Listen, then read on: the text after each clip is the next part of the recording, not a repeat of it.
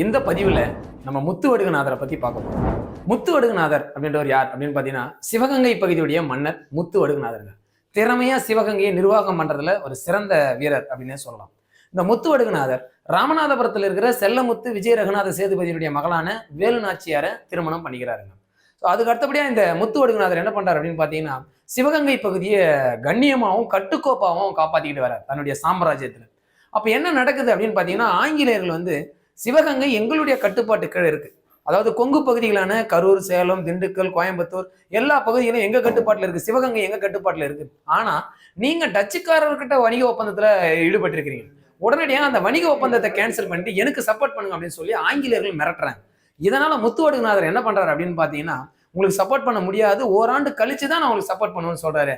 அதனால ஏற்பட்ட போருக்கு பேர் தான் காளையார் கோவில் போர்.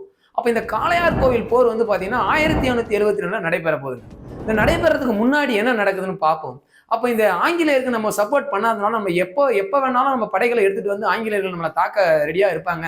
அப்ப நம்ம என்ன பண்ணணும் அப்படின்னு பாத்தீங்கன்னா, படை வீரர்களை கூட்டணிகளை தயார் பண்ணணும்னு சொல்லி முத்து வடுகநாதர் ரெடி பண்றாரு.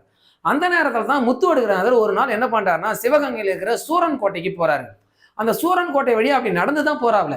அந்த இடத்துல பாத்தீங்கன்னா மருது சகோதரர் 2 பேரும் வால் சண்டையும் வளரியும் வீசுறதுல ரொம்ப திறமையா இருக்கிறாங்க. அந்த ராணுவ பயிற்சியை கண்கூடா பாக்குறாரு நம்ம முத்து வடுகநாதர். அடடா, இப்பேற்பட்ட வீரர்களா!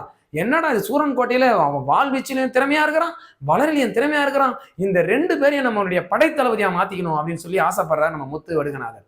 அதன் அடிப்படையில 2 பேருமே கூப்பிடுறாரு. அதாவது மருது சகோதரர்களை இங்க வாருங்கள் அப்படின்னு கூப்பிடுறாப்ல. கூப்பிட்ட உடனே அவங்க என்ன சொல்றாரு அப்படின்னு பாத்தீங்கன்னா, ஐயா சொல்லுங்கன்னு சொல்லவே முத்து வடுகநாதர் சொல்றாரு, என்னுடைய படை தளபதிகளா நீங்க வழி நடத்தணும், என் படையும் வழி நடத்தணும், எனக்கு படை தளபதியா நீங்க இருப்பீங்களா அப்படின்னு கேட்கிறாரு.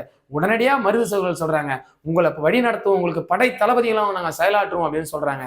அதனால தான் மருது சகோதரர்கள் முத்து வடுகநாதரின் சிறந்த திறமையான படை தளபதி அப்படின்னு சொல்லி முடிய பள்ளி பாடப்புத்தகம் தெளிவா சொல்லுது. இதுதான் இந்த முத்து வடுகநாதருடைய முக்கியமான சிறப்பு.